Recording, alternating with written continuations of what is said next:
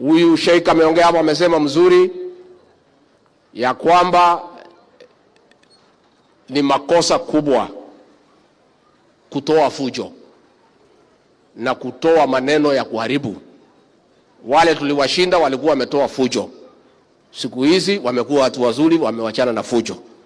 Sasa unajua Mheshimiwa Kiraitu alikuwa anasema hii Kiboko nimepewa, anaogopa. Hii Kiboko kazi yake imeisha. Hiyo watu wamekuwa watu wazuri, wamewacha fujo.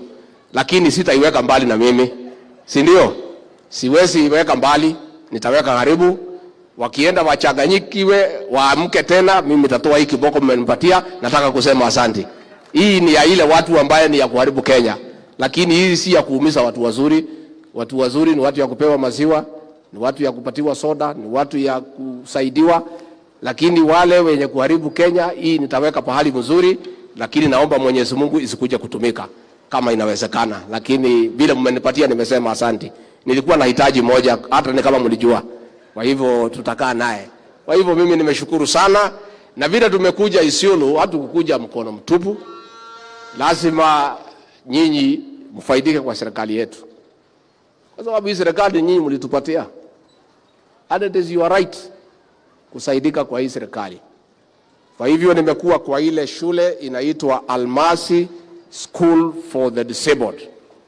Pale nimepata ya kumshukuru Mwenyezi Mungu kwa yale mema amemtendea na kuambia Mwenyezi Mungu asante, na vile ilihubiriwa na vile speaker amesema, hata sisi wa Kristo kwa Biblia iko ni watu 10 waliponywa na ni mmoja peke yake alirudi kusema asante.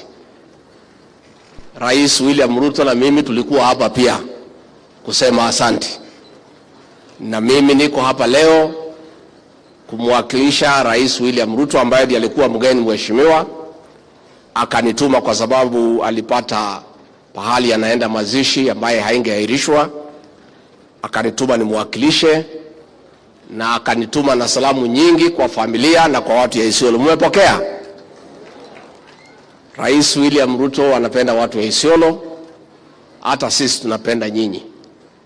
Sisi tumefika hapa kusherekea ushindi mkubwa wa huyu kijana wenu PS, kwa sababu tangu apate hii kazi Rais William Ruto na mimi tumetosheka kikamilifu na jihada zake za kutekeleza kazi. Na vile speaker amesema ni kweli, pale Tanzania wanasema mtu amepata kazi na kazi imepata mtu. Hii ya State Department of Petroleum, kazi imepata mtu ya kufanya. Unajua wananikachifu, wananiingilia nikiongea mambo ya shares.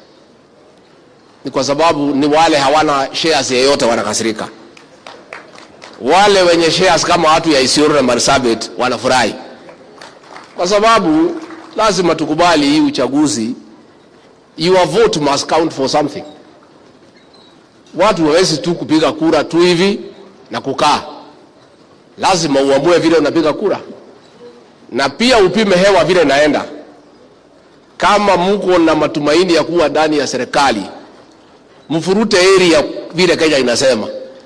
Msikae tu pale kwenu mnafikiria hivyo ndivyo Kenya inasema. Kwa hivyo sisi, rais na mimi, tuko na furaha tele kwa watu wa Isiolo. Kwa sababu hata kama vile waziri wetu wa ulinzi amesema, ni kweli watu ya Northern Kenya kwa vile waliangaishwa na mkoloni na wakati ya shifter, sana sana hupenda kufuata na kukaa na serikali. Kwa hivyo uchaguzi uliopita walishurutishwa sana na kuangaishwa na kutolewa maneno makali na macho makali ya kwamba ati serikali haiwezi kushindwa. Kuna mnyama ingine walikuwa naita system, na ingine naitwa deep state, na ingine naitwa machinery. Sasa watu ya Northern Kenya wengi waliuziwa uoga. Lakini mimi niko na furaha nikisimama hapa Isiolo, watu ya Isiolo hata wakiuziwa uoga 67% walisimama na Rais William Ruto. Na kwa hivyo lazima mngevuna. Hakuna mtu anaweza kupanda akose kuvuna.